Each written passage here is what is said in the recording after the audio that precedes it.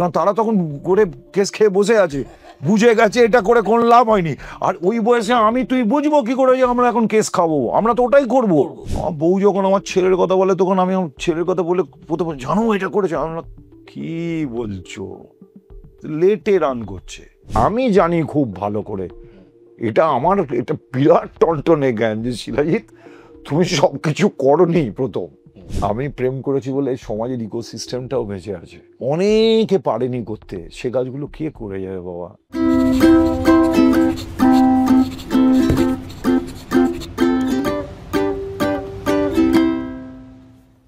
নমস্কার। আজকে সহজ কথার এপিসোডে আজকে আমাদের সাথে যে মানুষটা আছেন তাকে নিয়ে কি বলি বলুন তো, কি বলি?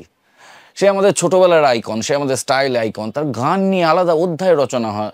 সে নিজের গানটাকে নতুন করে আবিষ্কার করেছে। সে যখন সিনেমা করেছে, যখন অভিনয় করেছে, সে আমাদের চমকে দিয়েছে। সব থেকে বেশি যে কথাটা বলার, এক আকাশ হৃদয়। একটা মানুষ যে অত হৃদয়বান হতে পারে শুধু মুখে নয়, জীবনে কর্মে, তার কাছে যে কোনো নতুন শিল্পী গেলে আশ্রয় পেতে পারে। তার কাছে যে কোনো নতুন ছেলে মেয়ে তার জীবনের বিপদ, জীবনের সমস্যার আলোচনা করতে পারে। আমাদের সবার প্রিয়, আমাদের আইকন শিলাদা। শিলাদা, ওয়েলকাম। থ্যাংক ইউ লালা। লালা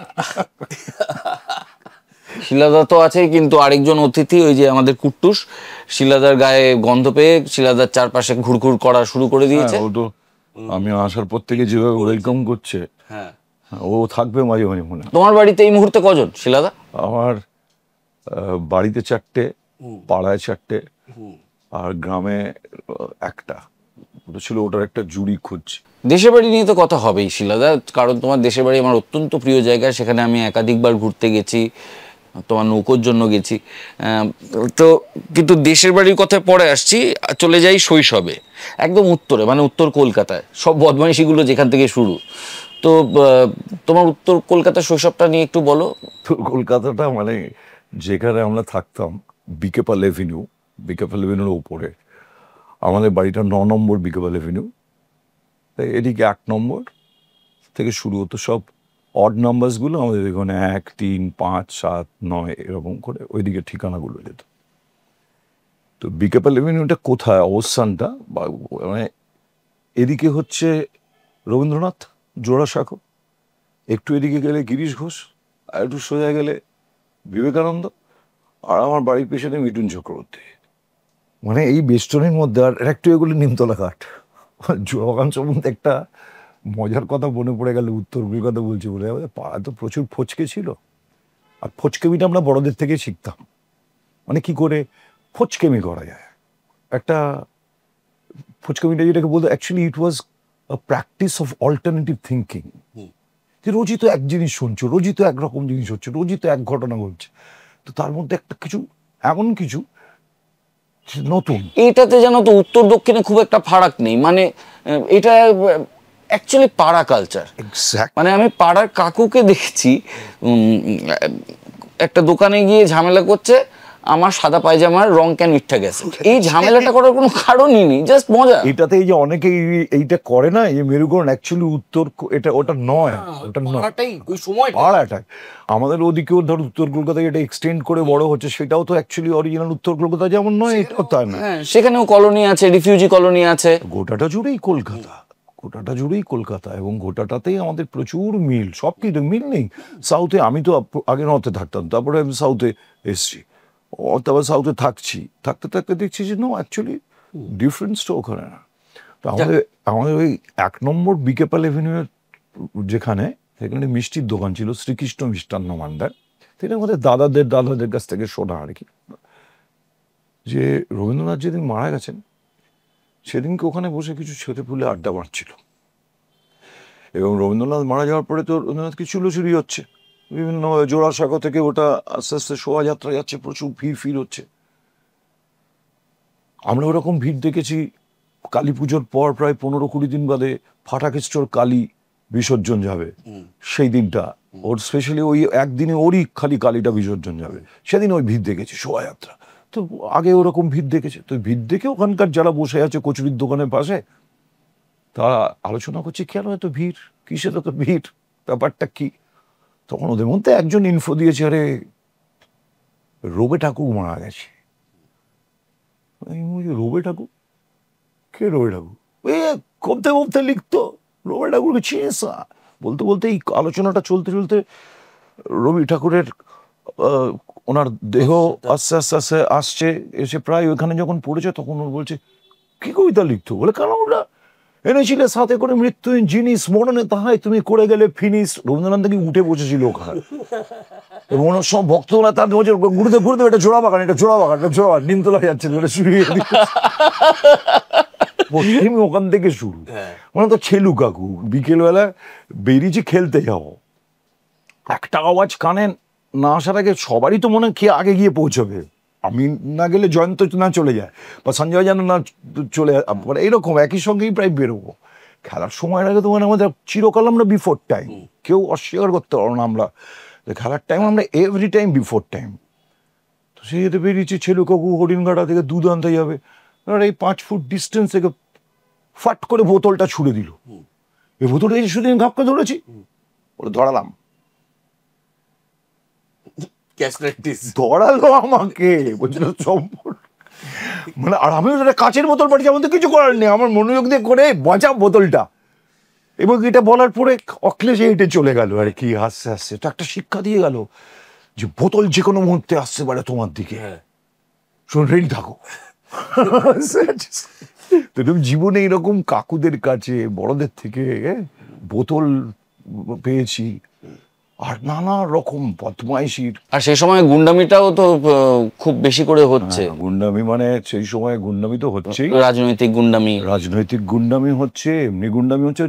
আমাদের ওই অঞ্চলটাতে ট্যাক্সি রাত্রিবেলা যেতে চাইতো না, ওই অঞ্চলটাতে যে কোনো জায়গায় গেছি, আর তখন তো এত আমরা মোবাইলও ছিলাম না যে ফটাফট যেতাম আসতাম, সেরকম না।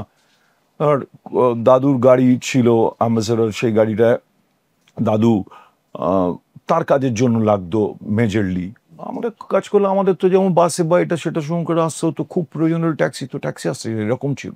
আর ছোটোবেলাটা তো ওটা দেখেছি, গুলির আওয়াজ, হ্যাঁ, বোমের শব্দ, বোম পড়া, বোতল ভাঙা, ওই আমাদের হোস পাইপের সকালবেলা রাস্তা ধুতো, তো দেখছি যে ওই মানুষটাই আসতো রোজ, একটা বিহারি মানুষ ছিলেন, একটা ধুতিকে টাইট করে শর্টসের মতো করে বাঁধা হতো, চাপা কলের ওখানে পাইপটা লাগিয়ে, আর মজা লাগতো ওই যে জলটা ওরকম তোড়ে এসে পড়ছে পিচের রাস্তার উপরে, রাজপথ ধোয়া হচ্ছে, আর তারপর আগের দিনে মেরে যাওয়া বোমের দাগের ওই রূপলি দাগ একটু একটু একটু একটু করে ধুচ্ছে, সুতলিগুলো সত্য সত্য নর্দমার দিকে যাচ্ছে, দেখতাম বসে বসে। আর হোস পাইপের জলের শব্দ, ওফ, মানে আমি চাপা কলে চান করা ছেলে, আমরা চাপা কলে চান করেছি, একদম ফুল স্পিডে বাড়িয়ে দিয়ে টোটাল রাস্তাতে চান করেছি।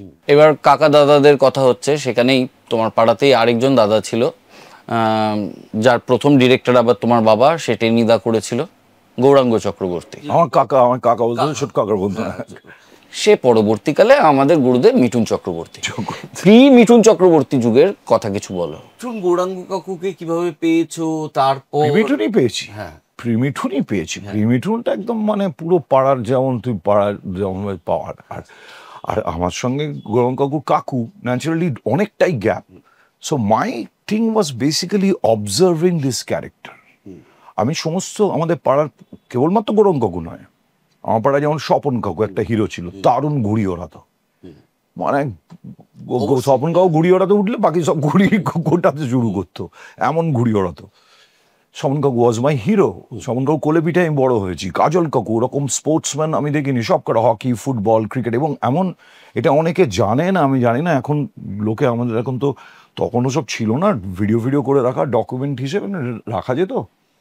কাজল কাকু রাবারের বল সুইং করাতো, খালি পায়ে নক্কু মেরে বলটা সুইং করতো, রাবার বল, চোখের সামনে দেখা, মনে হচ্ছে তারে লেগে বেঁকে যাচ্ছে। এই কাজল কাকু ভক্ত ফ্যান ছিলাম আমি, কারণ এরাই তো ছোটবেলার হিরো, এরাই তো ছোটবেলায় হিরো। তো গৌরাঙ্গ কাকু সেরকমই একজন হিরো ছিল।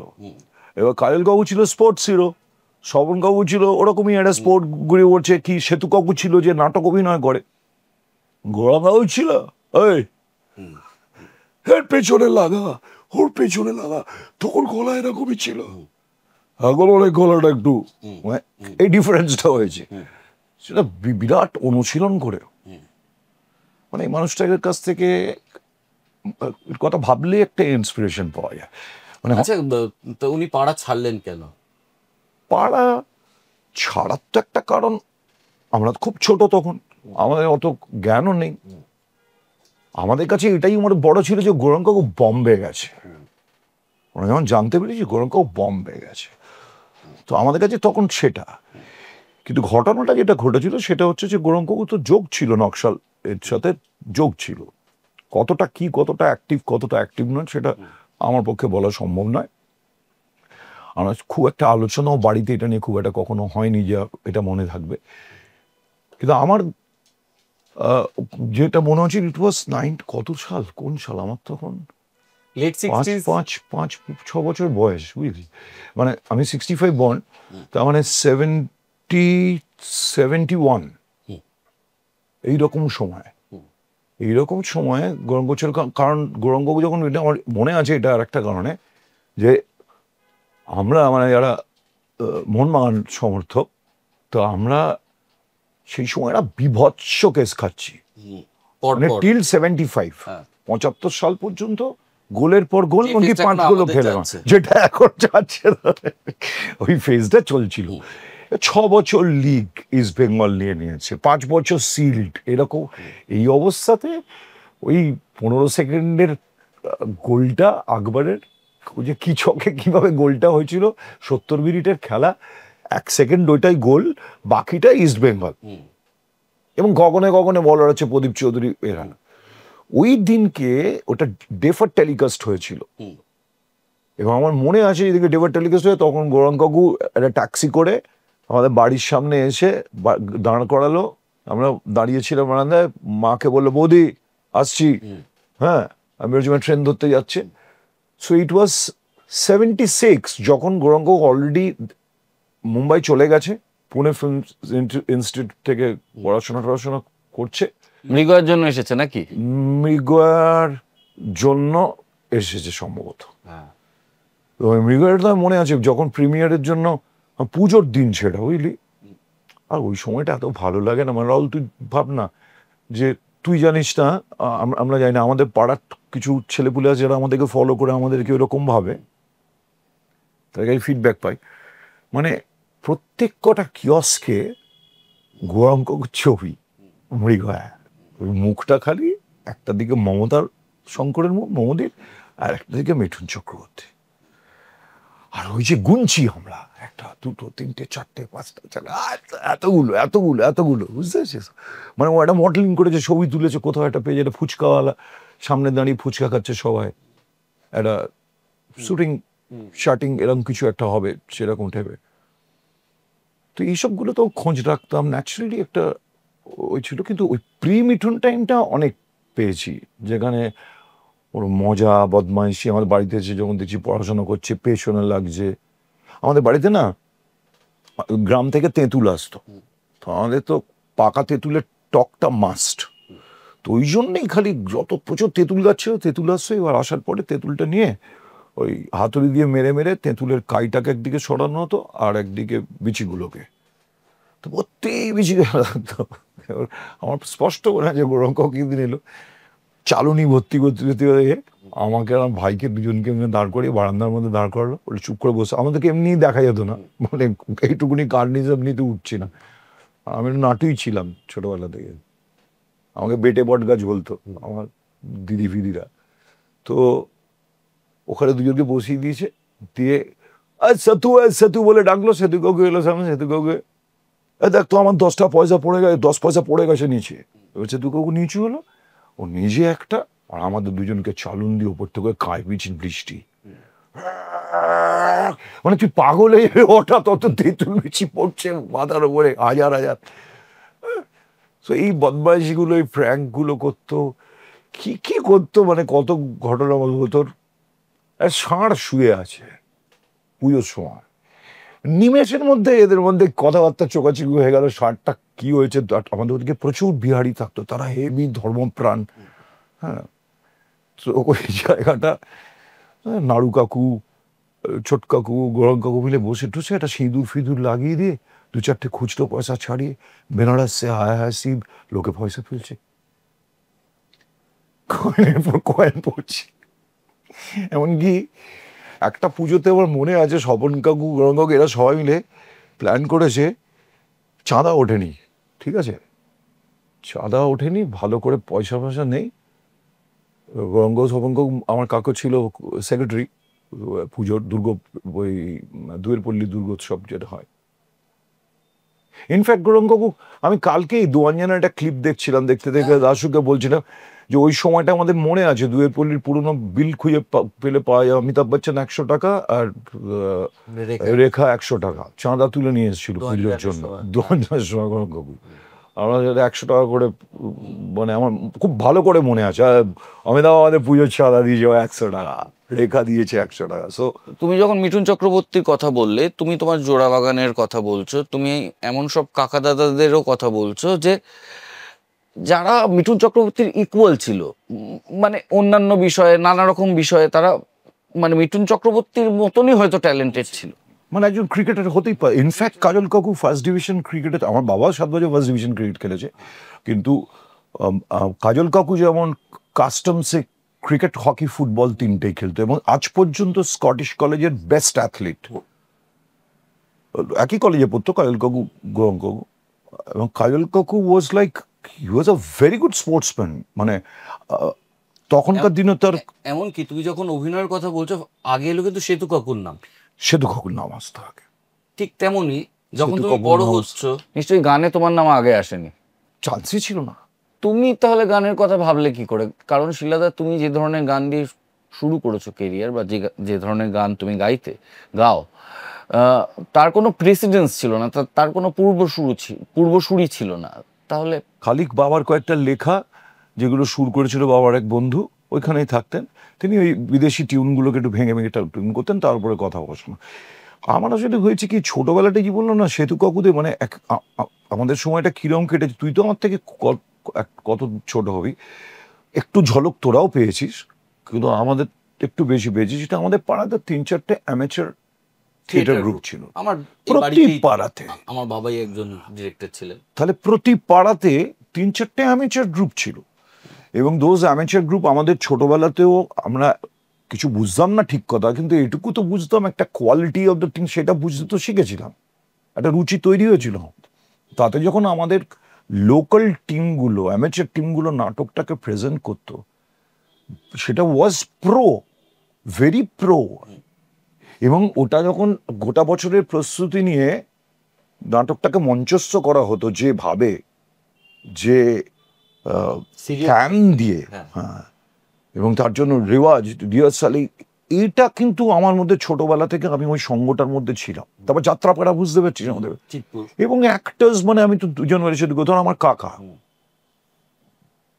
এটা কনফিউশন আছে, আমার কাকা হচ্ছে অ্যাকচুয়ালি সেজু ভাই, বলে আমরা সেজু কাকু বলি, অ্যাকচুয়ালি আমার মেজো কাকা হচ্ছে, কিন্তু বলি সেজু কাকু। মানে আমার কাকা, মানে বাড়িতে এক্সপিরিয়েন্স হচ্ছে আমাদের যে কাকা হয়তো গিরিশ ঘোষের রোলটা মুখস্থ, কারণ নটি বিনোদিনী নাটক হবে, কাকা গিরিশ ঘোষ করবে, কিংবা মারিচ সংবাদ, কাকা পাঠ মুখস্থ করতে করতে বলছে, হঠাৎ একটা কোন কি ডায়লগ ছিল মনে হচ্ছে, আমি আবার কেস খেয়ে গেছিলাম, কাকু বলে যাচ্ছে ডায়লগটা বলতে পারে, 1 গ্লাস জল দিত, বলেছে আমি কি জলটা নিয়ে গেছি, ওটা ডায়লগে ছিল, মানে এরকম ছিল। ঠাকুর বাড়িতে রেগুলার মহড়া হতো, সেখানে একটা ব্যাপার ছিল। এবার ক্রিয়েটিভ কিছু করার একটা টান ছিল। বাবার লেখা, বাবা বোঝা ইনপুটস দিত, বাবা কবিতা লিখতেন, এটা করতেন, বাবা কিছু কেউ একটা বললেই ম্যাগাজিনের একটা সুভেনিরের জন্য লেখা লিখে দিচ্ছেন, কিছু করছেন, সেই শব্দ ব্যবহারগুলো পড়ছি, কি ধরনের শব্দ ব্যবহার করছে, অদ্ভুত অদ্ভুত করে। জানলায় দেখেছি সবুজ সাপ, কেন হঠাৎ বাবা সবুজ সাপ কি জন্য দেখলো বুঝতে পারছি না, কিন্তু এটুকু বুঝতে পারছি জানলায় দেখেছি সবুজ সাপ, এটা তো অন্য কেউ দেখিনি, আমি তো দেখিনি, কেউ একজন বলছে না। হ্যাঁ, তো এইভাবে কিছু অন্য কিছু ধরনের করার একটা, তোমার বাবার একটা বিশাল প্রভাব পড়েছে না? ডেফিনেটলি বাবার একটা বিশাল প্রভাব থেকে। বাবা বিশেষ করে লেখার দিক থেকে যখন লেখার জন্য বাবা রেগুলার বলতো, বাবা অ্যাকচুয়ালি আমাকে বাবা তৈরি করতে চেয়েছিল, এটা পুরো ভাস্করের মতো আর কি, মেরে মেরে মেরে তৈরি করতে চেয়েছিল। বাবা চেয়েছিল, বাবা নিজের মেরিট অনুযায়ী, দাদুর মেরিট অনুযায়ী, অ্যাপটিটিউড অনুযায়ী আমাকে ধরেছিল। এবার যদি জাস্ট তুই দেখিস যে আমার দাদু সত্যকিঙ্কর মজুমদার, তিনি ডিস্ট্রিক্টে ফার্স্ট হয়ে এখানে স্কটিশ কলেজে ডাইরেক্ট অ্যাডমিশন নিয়েছেন, পড়তে এসছেন স্বাধীনতার আগে। হিস্ট্রিতে MA, LLB করার পরে ইন্স্যুরেন্স কোম্পানি তখন লাইসেন্স দিত, সেই ইন্স্যুরেন্স কোম্পানি খোলার পর তার পার্টনারদের মধ্যে বনিমনা হওয়ার পরে দাদু বেশ কিছুদিন উইদাউট জব, উইদাউট কিছু ছিলেন। দেন LIC তখন এখানে কাজ করে, কলকাতা বলে 2টো ব্রাঞ্চ ছিল, দাদু সাউথের ব্রাঞ্চ ম্যানেজার ছিলেন। আমাদের ছোটবেলা থেকে আমরা দেখতে পাচ্ছি দাদুকে। এটা পড়াশোনা, এটা আমাদের সঙ্গেই, মানে কেউ বন্ধু বান্ধব এলেই 2টো ইংরাজি বানান জিজ্ঞেস করবে, মানে খুব ডিফিকাল্ট সিচুয়েশন। বন্ধু বান্ধব বাড়িতে আসতে চাইতো না, দাদু মানে ইলিনাও গেছে, ইলিনা যখন ফার্স্ট ডে বাড়ি গেছে, যে গিয়ে ইলিনাকে এটা বানান বলতে হয়েছে প্রথম গিয়ে। তো এই মাহলটার মধ্যে বাবা আমার সম্বন্ধে একটু বেশি এক্সপেক্ট করে ফেলেছিল। একাডেমিক্যালি বাবা ভেবেছিল, বাবা ওয়াজ সাপোজ টু বি, তখন ওরিয়েন্টাল সেমিনারি স্কুলটা ওয়াজ ফ্যান্টাস্টিক কথা। আগের বছরে এতে স্কুল ফাইনাল না বাবাদের সময় কী ছিল জানি না, তা ফার্স্ট হয়েছিলেন একজন। বাবা ওয়াজ টার্গেটেড যে ওরকম র্যাঙ্ক করবে, আর পরবর্তীকালে একজন ছিলেন, তিনি থার্ড হয়েছিলেন। বাবা পড়েছিল ফার্স্ট আর থার্ডের মাঝখানে। এবং বাবার একটা এই পরীক্ষার আগেই, পরীক্ষার সময় কোথাও একটা পড়তে গিয়ে বাবার একটা ভীষণ নার্ভাস ফেলিওর হয় একটা। এবং সেই যে ফেলিওরটা হয়, সেই ফেলিওরটা বাবা প্রচণ্ড নার্ভাস হয়ে যায়, ভয় পেয়ে যায়, পরীক্ষা ভালো দিতে পারে না। পরীক্ষা কোনো এটার জন্য হয়, চাপটা খেয়ে বাবার পরীক্ষাটা ভালো হয়। এবং ন্যাচারালি বাবা ওইটা পায়নি যেটা এক্সপেক্ট করেছিল বাবা করতে পারবে। এইটা বাবার চিরকাল একটা ব্যাগেজ হয়েছিল, এবং তার থেকে বাবার বিভিন্ন রকম মেন্টাল সমস্যা হতে শুরু করেছিল, বিভিন্ন রকম ডিসঅর্ডার্স, অবসেশনস, সারাক্ষণ মনে করা আমার একটা রোগ আছে, আমার একটা ডিজিজ আছে, এটা ভাবা। অ্যান্ড ডক্টর শপিং, মানে 100-র উপরে সাইকিয়াট্রিস্ট দেখানো হয়েছে, বারবার নার্সিংহোমে রাখা হয়েছে, তা করছে, বাবা ওটা থেকে বেরোতে পারেনি। এবার এটা সব থেকে বড় পেরেকটা বোধ হয় আমি ভেবেছি, কারণ বাবা ওয়াজ লাইক যে খুব স্ট্রেট, একদম আমাদের পশ্চিমবঙ্গের বেশিরভাগ বাবার মতো। ছেলে ভালো ছেলে, ইন্টেলিজেন্ট ছেলে, অঙ্কটা পড়াতে হবে ভালো করে, ইংলিশ মিডিয়ামে 4 পর্যন্ত পড়িয়ে বেস্টটা করো, ইংরেজিটা একটু পড়বে, তারপরে চলে যাবে একটা বাংলা স্কুলে যেখানে মাধ্যমিক বোর্ড, কারণ অঙ্কটা ওখানকার ভালো না। এবার সেই অঙ্কটা তুমি ভালো করে অঙ্ক টিচার দিয়ে তোমার তৈরি করে তুমি জয়েন্ট এন্ট্রান্স এক্সামটা দেবে, এবং তুমি ইঞ্জিনিয়ার অথবা ডাক্তার হবে। এটা তোমার আগে, এটা চেনা ছক এটা। এবং ক্রিকেট, মাধ্যমিকের আগে আমি ক্রিকেটের স্কুল টিমে চান্স পেয়েছি, স্কুল টিচার বলতে এসছে, সেও এক জিনিস, সে তো বলবো এমনভাবে বললো, বাবা ভেবেছে কি বলবে আমার নামে। আর আমি বসে আছি কি যে না স্কুল টিমে আমাকে নেবে, ভাবিকে বললে এমন স্যার আপনি বলুন, বললে যদি হয়। এবার কোথায় স্যার এসে বলবো করে দুবার, সেও তো বাবাকে ভয় পায়, আমাকে খেলতেই দিল না। যেই শুনতে পেলে নিজেই তো 7 বছর, এইখানেই তো মজা, এইটাই তো অদ্ভুত একটা, হ্যাঁ এইটাই তো একটা অদ্ভুত। এই ভয় পাওয়া নিয়ে এটা শুধু দেখবি না, প্রচুর লোককে পাওয়া যাদের বাবা মা প্রেম করছে, কিন্তু ছেলে যখন প্রেম করছে তখন বিরোধিতা করছে, কারণ তারা তখন করে কেস খেয়ে বসে আছে, বুঝে গেছে এটা করে কোন লাভ হয়নি। আর ওই বয়সে তুই বুঝবো কি করে যে আমরা এখন কেস খাবো, আমরা তো ওটাই করবো। আবার আমি ছেলেকে যদি বোঝাতে যাই, এখন তো রিবেল, এটা বোঝাতে কোনো মানে হয় না বোঝানোর, এটা যে আমাদের সময় শোন বাবা, এটা বলার কোনো মানে না। ওরা ওদের জীবনটা এখন যেভাবে যাচ্ছে সেভাবে ওরা করবে, ঠেকে শিখবে, কিচ্ছু করার নেই। তো আমাকেও ঠেকে শিখতে হলো। মাধ্যমিক পর্যন্ত বাবার শাসনে ছিলাম, কোনোরকম এফে করতাম, বাস তারপরে উচ্চ মাধ্যমিকে এই স্কটিশ কলেজে ঢুকলাম। স্কটিশ কলেজে মানে ভালো রেজাল্ট করে স্কটিশ কলেজে ফার্স্ট লিস্টের চান্স, মানে বুক ফুলে গেছে। তারপর আবার মিঠুনের ডান্স করতে পারি, ব্রেক ডান্স পারি, ভালো ক্রিকেট খেলি। উত্তর কলকাতার নাম ছিল পাগলা শিলা। আর মহিলা মহলে মহিলা শিলা কি জাওয়ানি বললে তখন- শিলাকে জাওয়ানি তো ফ্যান্টাস্টিক ছিল তখন, ডেফিনেটলি, মানে তখন একদম পুরো জোশ বিরাট ছিল। But sad to say, unfortunate, যে আমার কলেজ লাইফে থেকে শুরু করে আমি, এটা অনেকে বিশ্বাস করে না, এখন কেউ বিশ্বাস করে না, সেটা হচ্ছে আমি খুব ভয় পেতাম মেয়েদের। আমার প্রচন্ড শাইনেস ছিল, আমি খুব সহজভাবে মেয়েদের সাথে কথা বলতে পারতাম না। হতে পারে ভেতরে ভেতরে আমার কোনো পাপ চলছে, হয়তো হতেই পারে, কিন্তু আমি না, মেয়েদের আপনাকেও এটি জাগতে টাইম লাগে।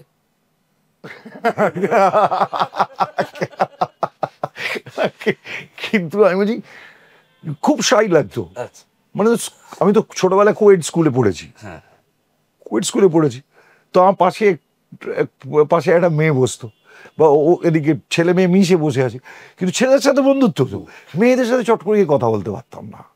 এটা কেন, হয়তো তুই কারণ বের করতে পারবি হয়তো। তো এবারে পরবর্তীকালে যেটা হলো সেটা হচ্ছে যে এবং কলেজেও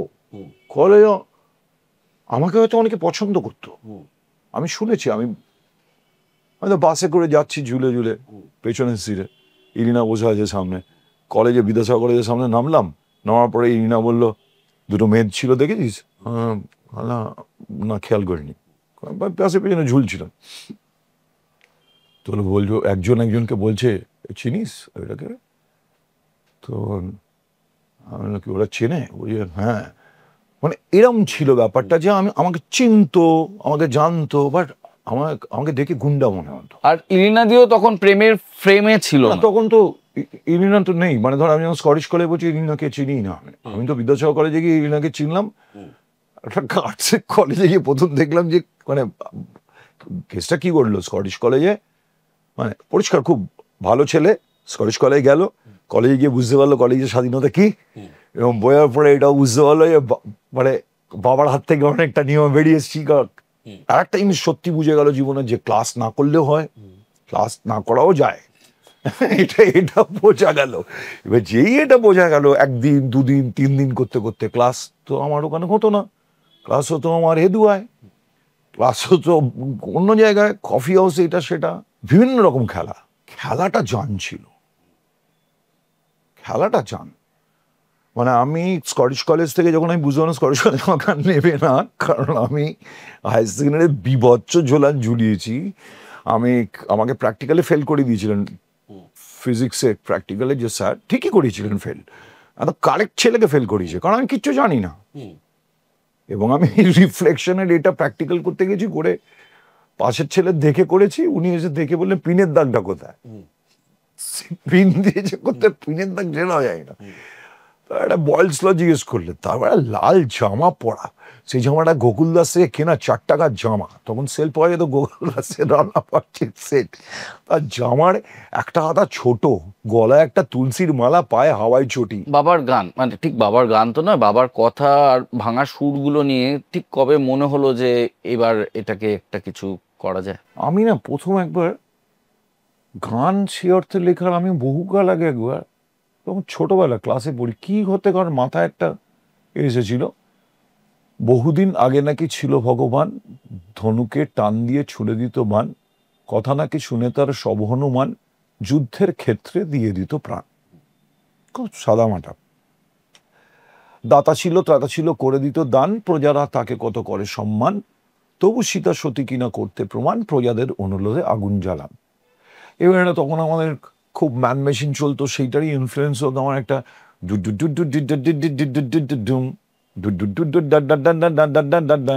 তবু সীতা সতী কিনা করতে প্রমাণ, প্রজাদের অনুরোধে আগুনে জ্বালান, টাক টাক ডুম, এরকম এটা মাথায় মনে মনে ছিল, সেটা লিখেছিলাম। তখন আমি বুঝেছি আর এটা ফ্রেম করতে পারছি তো, এটা এরকম করে। Then I started writing. এটা ক্লাস 8-8-এর কথা বলছি তোর। তারপর যখন স্কটিশ কলেজে এসে বই করলাম, তখন বিভিন্ন কালচারাল, যে ইনস্ট্যান্ট কালচারাল অনুষ্ঠান এগুলো হতো ক্যালেডোনিয়াতে, মানে অন দ্য রকস, স্কিটসগুলো আর কি, বেসিক্যালি 10 মিনিট আগে তোমার টপিক দিয়ে দেবে, তো 10 মিনিটের মধ্যে তোমাকে একটা কিছু করতে, অ্যাডস প্রুফ ছিল, তাতে খিদে পেয়ে গেছিল বা নাম দিয়েছিলাম। হ্যাঁ, নামটা দিয়েছিলাম, দিতে গেছিলাম, প্রথম ঢুকে যে খিদে পেয়েছে, সবাই পয়সা নেই, চক ক্যালিডোনিয়া হচ্ছে, পার্টিসিপেট করলে টিফিন দেয়। তো গেলাম কয়েকজন বন্ধু মিলে, 4-5 জন মিলে গিয়ে বললাম নাম দাও। কিসে নাম দেবে? ক্রিয়েটিভ রাইটিং আছে। ওটা তো হয়ে গেছে আগের দিন। তাহলে কি বল, কোলাজ। বুঝতে পারছিস তো লাইনটা কোন দিকে? বাকি তো শুধু ওয়েস্টার্ন সিঙ্গিং, নাটক, এটা সেটা, কোনটা করতে পারবো? কোলাজ দিলে এটা বলছি ছড়াও, একটা কিছু দিয়ে দেবো না, কোলাজ নেই। অনেকক্ষণ খুঁজে খুঁজে দেখলাম যে ছোট কিছু আছে কিনা। ছোট, হঠাৎ দেখি পিন দ্য রেকর্ডস বলে একটা নাম দিয়েছে ওরা, 2 মিনিটের ইনস্ট্যান্ট নাটক। আর তোর প্রিপারেশন হচ্ছে 5 মিনিটের। 5 মিনিট আগে টপিকটা দেবে, টপিকটা নিয়ে 2 মিনিটে তোমরা একটা অ্যাক্ট করে দাও। So it was hilarious. ওইটা এবার তখন আমরা বলেছি ঠিক আছে, নাম দেওয়া হয়ে গেছে, ওইটাতে নাম দাও, প্যাকেটটা দাও। বলে প্যাকেটটা এখন দেবো না, পারফর্ম করতে হবে তবে দেবো। প্যাকেট তো পারফর্ম করার পর পাবে। ওই জন্য আমাদের পারফর্ম করতে হয়েছিল। ওই পারফরমেন্সে আমি ওইটা করার পরে আমরা নেমে ফেমে চলে এসেছি, টিফিন পেয়েছি, খেয়ে ফেয়েছি। হঠাৎ একজন অ্যানাউন্স বললো, একজন এসে, শিবাশিস, আচ্ছা, চিনিস তো শিবাশিস? হ্যাঁ, আমার মানে যাকে দেখে মনে হয় যে ছোটবেলা জন্মেছেই ওভাবে, কিন্তু শিবাজীকে যতদিন শিবাজী ওইভাবেই আছে এখনো, ওই রকমই। দেখ শিলা বলে ওই যে কথা, ও ওই রকমই আছে, ওরকমই ছিল। ও বরাবর পাকা, পাকা চুল ছিল না, কিন্তু পাকা ছিল বরাবরই, বরাবরই পাকা ছিল। ও তখন এইসব ডিবেট ফিবেট দারুণ করতো। ও এসে বললো, কনগ্রাচুলেশন, তোরা প্রাইজ পেয়ে গেছি, ব্যাস এবারে উঠে গেলাম। এই প্রাইজ পেয়ে তারপরে একটা অ্যাড শুট করতে হলো। তখন আমি ওরকম 2-4টে গান ফান লিখেছিলাম, এবং যা জানি অ্যাড করেছিলাম, আমরা প্ল্যান করেছিলাম, সেগুলোর জন্য আমাদেরকে বাদ দিয়ে দিচ্ছিল পুরো। আমরা বলতে চেয়েছিলাম যে একদিন এরকম হবে, এটা 82-83 কথা বলছি না, 84 হবে, 84। একদিন এরকম হবে যখন মদের বিজ্ঞাপন করা হবে, মদের জিঙ্গল হবে। ওয়াও, তোমরা ওই সময় বলে হ্যাঁ, গুন্ডার বিজ্ঞাপন হবে। মানে তখন একটা গাড়ি ছিল, বাইক, স্কুটি বেরিয়েছিল, কাইনেটিক হন্ডা। তার একটা জিঙ্গলটা ছিল না, Kinetic Honda, it comes to you, it changes you, you never be the same again, এটা ছিল। ওটা আমরা ক্যালকেশিয়ান গুন্ডার বিজ্ঞাপন করেছিলাম ওই গানটার উপর দিয়ে। এই ক্যালকেশিয়ান গুন্ডা, it will come to you, it changes you. আর কিভাবে করে, মোপেডের একটা বিজ্ঞাপন ছিল, feel it, shut it, forget it. প্রথম মোপেড যে বিজ্ঞাপন, মানে তুমি 1 লিটারে 70-75 কিলোমিটার চালা দাও, তাহলে একবার বড়, শাট ইট, ফরগেট ইট। তো ব্রিফকেস নিয়ে আমাদের ক্যালকুলেশন আসে, এসে বলে, খুলে বলে ফিল ইট, টাকাটা পড়ে, ওকে বলে শাট ইট, বলে ফরগেট ইট। সো গুন্ডা, তারপরে তোর মদ, গাঁজা, হ্যাঁ, এগুলোর বিজ্ঞাপন হবে একদিন। এইটা আমরা বলতে চেয়েছিলাম তখন, এবং ওটা বলেও ছিলাম, করেও ছিলাম, এবং তারপরে আমাদেরকে পুরোপুরি বাদ দিয়ে দেওয়া হয়েছিল। যেমন বাংলা তখন একটা হরলিক্সের বিষয় মজা করে করা। তুমি আবার কাকে পাকা বলছো? তুমি কম পাকা ছিলে বলো তো? ডেফিনেটলি ছিলাম, কিন্তু আমাদের মধ্যে কি বলতো, ওই পাকা পাকা ভানটা ছিল না। আচ্ছা, পাকা ছিলাম না, হতে পারে কোনোদিন এটা। আমার বউ যখন আমার ছেলের কথা বলে, তখন আমি আমার ছেলের কথা বলে প্রথমে, জানো এটা করেছে, আমি কি বলছো, লেটে রান করছে, লেটে রান করছে না, আমাদের মধ্যে বদমাইশি করার কোথায় চান্সটা পেলো কোথায়? এমন অনেক জিনিস আমরা করেছি, সেটা কাকার থেকে চুরি করে সিগারেট খাওয়া হোক, সেটা বা পাকামির মধ্যে এটাও ছিল বোঝার, দাদুর পকেট থেকে গেঁড়াতাম, দাদুর মাথা টিপতাম, করেছে দাদুর মাথা টিপে দিতাম, মাথা মালিশটা গোটা ফুল বডি মাসাজ আমি খুব ভালো করে করতে পারি। মানে this is one of my reason of my not so insecure. এই তুই বলছি না, তবু যাই হোক করে আমি নট সো ইনসিকিওর। আমি মালিশ করেও কিন্তু টাকাটা রোজগার করে নেবো, প্রপার দেবো, ঠিক আছে, একদম বলেই রাখছি। মানে যদি পড়ে বলে আরামসে একটু বেশি টাকা নেবো, এটাও সত্যি কথা। হ্যাঁ, আমার হাতগুলো বেশ সুন্দর বড় এবং ভালো নরমও। তো এটা থেকেও আমি পয়সা ইনকাম করতে পারি, আই ডোন্ট মাইন্ড। তো দাদুকে ওরকম মালিশ দিতাম, দাদু হালকা ঘুমিয়ে পড়তো, ওয়ালেটটা থেকে খুচরো পয়সাগুলো বুঝে বুঝে নিতাম, যাতে বোঝা না যায়। বোঝা না যায়। তাহলে আমরা সেম ফাঁকা ছিলাম, ঠিক আছে। এবারে কি দাদুর থেকে নিতে পারি এটা, বড় কাকুকে দাদু বেশি দেয়, শুধু বড় কাকুর থেকে ঝাড়া যায় 5 টাকা, কিন্তু ছোট কাকুর কাছে বেশি পয়সা থাকে না, ছোট কাকুর কাছে ঝাড়া যাবে না। ছোট কাকুর থেকে চুরি করতে গেলে 10 পয়সা বেশি ঝাড়া যাবে না।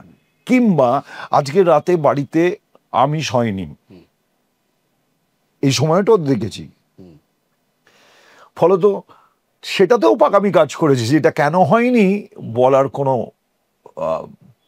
আমরা ভেতর থেকে প্রশ্রয় দিইনি। মানে আমি আমার ছোটবেলাতে খুব স্বাভাবিকভাবে একটা অন্য ছেলেটা সাইকেল বাবার কাছে এক্সপেক্ট করছি, বলেছি বা সাইকেল নাও না একটা, সবার তো গ্রামে সবার তো সাইকেল আছে, এখানে একটা সাইকেল চালা, আমি পাইনি সাইকেলটা। এবং সেটাও বুঝেছি আমি এতটা পাকা ছিলাম যে বাবা দিতে পারছে না, তাই বাবারও কোনো গ্রাজ নেই। সব পাকামি মানে দাগ আছে, সব পাকামিকে দোষ দেওয়া যাবে না। সব পাকামিকে দোষ দেওয়া কিছুতেই যায় না। ইনফ্যাক্ট আমার তো মনে হয় যে আমাদেরকে কিছু কিছু জায়গায় আমার পরিবারকে পাকানো উচিত ছিল, যেটা অন্যান্য কিছু মানুষদের মধ্যে আমি দেখেছি, হয়তো এখন বাঙালিদের মধ্যেও আছে, যে তারা তার ছেলেকে অনেকটা বা সন্তানদের ছেড়ে দেয়। আমাদের বাঙালিরা আমরা সন্তানদের সেই রবি ঠাকুরের কথাই বারবার করে বলতে হয়, চলে আসে একদম, মানে আমরা খুব ঘেরাটোবে বাচ্চাদের রাখা। এখন তো অনেক বদলেছে, পরবর্তীকালে ডিসিশন মেকিং এ খুব ঝামেলা হয়, খুব ঝামেলা হয়। তখন ডিসিশনের ক্ষেত্রে তোমার ঘাড়ে এসে পড়ে, বললো আমি কি করব, কারণ ডিসিশন মেকিংটা তোমায় করতে হয়। তোমাকে আমি ব্রিফিং করলাম, বললাম, তুমি জীবন ব্রিফ করে দিলাম, বোঝো ডিসিশন মেকিং এ ঢুকেও লাভ নেই।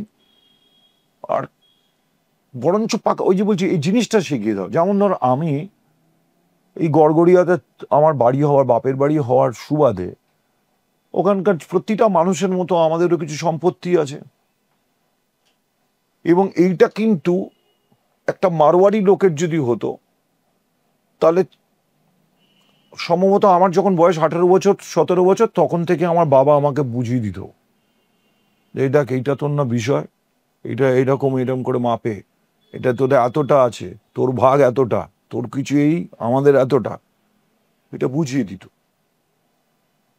আমি এসে কবে বুঝলাম, আমার যখন 35 বছর বয়স হয়ে গেছে, তখন আমি এসে একটা সম্পত্তি অন্য একটা লোক নিয়ে কিনে নিয়েছে, সেইটাকে দেখতে গিয়ে এবার আমি সম্পত্তির ব্যাপারটা বুঝতে শুরু করলাম। ততদিন আমার টাইম চলে গেছে। কিন্তু সেই মারওয়াড়ি বাবা তো আবার জানালায় সবুজ সাপ দেখতে পেত না। না, ইউ কান্ট গেট এভরিথিং।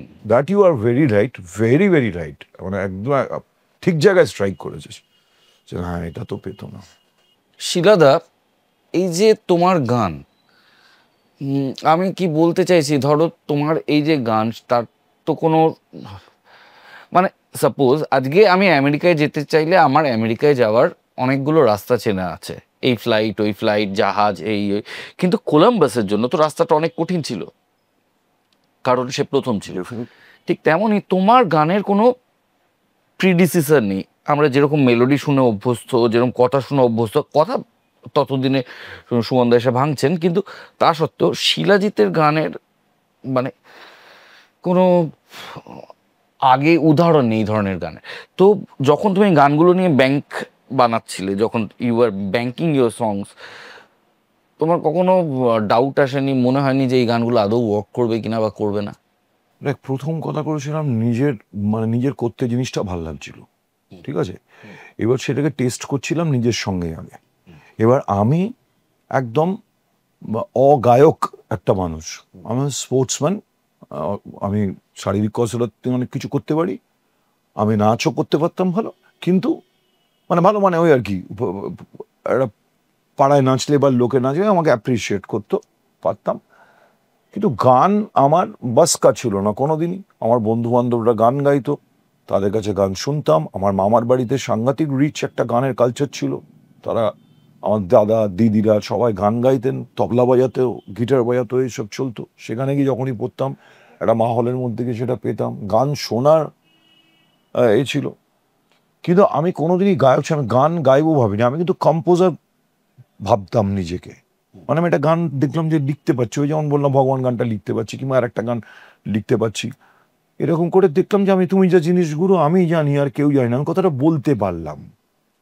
এবং ওটা সুর করার সময় আমার কোনো পাণ্ডিত্য আমাকে হেল্প করেনি, আমি খালি বলতে চাইলাম তুমি যা জিনিসগুলো আমি জানি আর কেউ জানে না, আমার এটাই বেরোলো।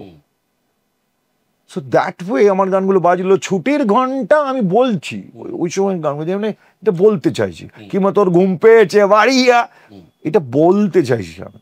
আমার গান আমি সুরতাল কিছু বুঝিনি। এবার যেটা হচ্ছে, আমি ভেবেছিলাম অন্য একজন গানটা গাইবে বা অন্য কেউ গান গাইবে, আমি গান তৈরি করব। এই সময় আমার এক তথাকথিত পাড়ার বন্ধু, সে আমার উপকারটা করে, আমার ওকে দিয়ে আমি গানগুলো গাওয়ানোর চেষ্টা করেছিলাম। ও গানগুলোকে বিভিন্ন মঞ্চে গাইতে শুরু করে বলতে শুরু করে ওগুলো ওর গান। সো ইট ওয়াজ আমার কাছে একটা থ্রেট হয়। এই থ্রেটটার পর থেকে আমার তখন মনে হয় না, আমি বেশ কিছু বন্ধুদের যারা গান গাইতে পারে তাদের আমার গান নিয়ে অনেক কিছু বলার আছে। আর যার কিছু বলার নেই, অতটা ভালো গাইতে পারে না কিন্তু বলার নেই, সে আমার গানটাকে মিস ইউটিলাইজ করছে। সো এটা আর কিছু করেন, এটা আমাকেই যা পারি আমাকেই গাইতে হবে। তো এইটার জন্য আমি গানটা গাইতে আসি। আদারওয়াইজ আমার প্ল্যান ছিল যে আমি একটা গান রামকুমার বাবুর মতো লিখবো, এটা স্বপন বোসের মতো লিখবো, এটা উষাদির মতো লিখবো, তারপর তাদেরকে বিভিন্ন অ্যাপ্রোচ করব। যেমন এখন যেমন এই তো খুব লেটলি এসে এখন সিনেমাতে আমার কম্পোজিশন বিভিন্ন ডিরেক্টররা চাইছে, কম্পোজ করে দিচ্ছি, তখন then I am getting the scope of thinking of যে ওকে দিয়ে যদি গাওয়ানো যায়, একে দিয়ে যদি গাওয়ানো যায়। শিলাদা, তোমার গান বেরোলো, গান হিট করলো, সুপার হিট করলো, তুমি ঘরে ঘরে পৌঁছে গেলে, কিন্তু how did you prepare yourself as a professional singer? মানে আজকে যদি আমাকে কেউ বলে রাহুল তোকে একটা চরিত্র দিচ্ছি, 20 দিন পর এই চরিত্রটা করতে হবে, তুই একটু প্র্যাকটিস করে নিস। আমি as an actor I know how to practice and how to utilise my 20 days towards the character. কিন্তু আজকে যদি কেউ বলে যে রাহুল 20 দিন পর একটা ক্রিকেট ম্যাচ আছে, তোকে নিজেকে প্রিপেয়ার করতে হবে, আমার পক্ষে সেটা সম্ভব নয়। মানে আমি জানি না, ইয়েস ফিটনেস পার্টটুকু জানি, কিন্তু হ্যাঁ সেটা তার বাইরে জানি না। সো তুমি যখন ফেমাস হয়ে গেলে, তুমি তো জানো না যে কিভাবে গান করতে হয়, তুমি জানো না পুকুরে নেমে সা ধরবে না তানপুরা নিয়ে 1 ঘন্টা বসবে। সো তুমি কি করে প্রিপেয়ার করলে নিজেকে অ্যাজ এ প্রফেশনাল সিঙ্গার, যে শুধু স্টুডিওতে গাইবে না, বাইরে লাইভ পারফরমেন্স করবে? যখন তৈরি করলে, হ্যাঁ যখন তৈরি করছি তখন যে তোমার লাইভ পারফরমেন্স দেখেছে, সে জানে it's an experience, you are live wire.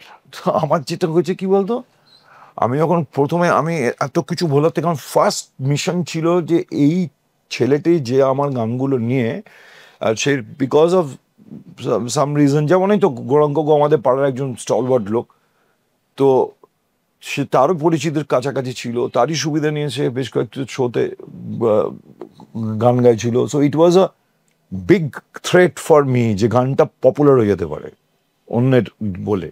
আচ্ছা, এটা সেই সময় ফাংশনে এইসব খুব হতো না যে এর গানটা ও নিজের বলে চালিয়ে নিচ্ছে? না, আমাদের খুব হতো, মানে কি বলতো, নতুন এরম তো আমাদের তখন তো গান গাইতে জিজ্ঞেস, আমি গান গাই বললে জিজ্ঞেস করতো, বলতো যে কার মতো গাও, হ্যাঁ কোনটি কিনা, হ্যাঁ তুমি কার মতো গাও। সেখানে নিজের লেখা নিজে সুর করে গান লিখছে, এটা আমরা এই জানিই না তো চর্চাটা। আমি তোকে বলছি, আমি ধর 84 হাই সেকেন্ডারি দিয়েছি, তখন থেকে আমি নতুন শব্দ, নতুন কিছু খোঁজার চেষ্টা করছি, নতুন ফর্ম, নতুন কিছু গান করব। আমি 94 অ্যালবাম রিলিজ করেছি। So it took me 10 years, এবং এই 10 বছর আমি শিখেছি।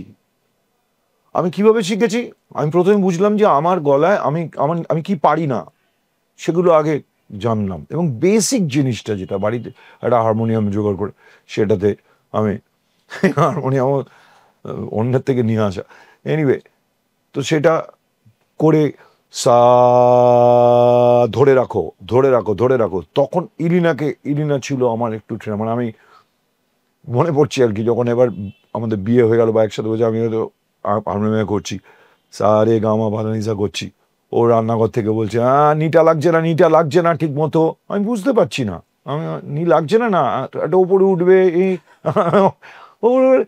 তো আস্তে আস্তে যেমনভাবে একটা শিশু শেখে সেভাবে আমার শেখাটা অনেক পর থেকে শুরু হলো।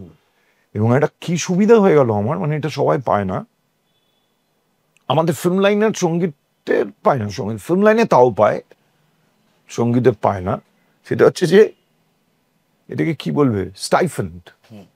ওকে, মানে তুমি শিখছো অ্যাট দ্য সেম টাইম তুমি কিছু পয়সা পাচ্ছ। এইটা আমার শুরু হলো 94 সালের পর থেকে, যে আমি মালটা শেখার জন্য পয়সাও পাচ্ছি। এই যে তুমি এত বড় একটা উত্তর দিলে, তার মধ্যে একটা শব্দ খুব স্পেসিফিক ভাবে আমার কাছে খুব ইম্পর্টেন্ট, দ্যাট ইজ সাউন্ড। শিলাজিতের সাউন্ড, দ্যাট মানে ওটার জন্য আলাদা 2 ঘন্টার কথা বলা উচিত। সাউন্ড নিয়ে তুমি যেরকম এক্সপেরিমেন্ট করেছো, খুব কম মানুষ আমার চেনা জানায় করেছে। সেটা ফিস হোক, যেটা নিয়ে একসময় দূরদর্শনে ক্যাচাল হয়, বলে যে এত বাজে বিকৃত মস্তিষ্কের গান অ্যালবাম আপনারা শুনবেন না, পরে ফিস কার্ড স্টেটাস লাভ করে। এই সাউন্ড নিয়ে তোমার অবসেশন, এটা চিরকাল থেকেছে, অ্যান্ড তুমি চিরকাল নতুন নতুন সাউন্ড আমাদেরকে দেওয়ার চেষ্টা করেছো। আমি জানি এই প্রশ্নটা শুনে সবাই আমাকে গাধাও বলতে পারে, কিন্তু এইভাবেই আমার তোমাকে বলতে ইচ্ছে করছে, তুমি সাউন্ডটাকে কিভাবে দেখো? আমি অ্যাকচুয়ালি দেখি, হ্যাঁ, সেই জন্য প্রশ্নটা তোমাকেই করা। সাউন্ডটা আমি দেখি, মানে আমার যখন একটা গান তৈরি করার সময় আমার নয়েজটা নিয়েও বলো। ওই নয়েজ, আমার গানটা তৈরি করার সময় আমার লক্ষ্যই থাকে, মাথা ঘুরতে থাকে গানটা যখন তৈরি করি, এই গানটা কখন হচ্ছে, কোথায় হচ্ছে, কি অবস্থায় হচ্ছে। এটা আমার ফার্স্ট আমি চেষ্টা করি ওই ছবিটাকে তুলে ধরতে। ধর আমি আমার খবর গানটা যদি বলি, খবর গানটাতে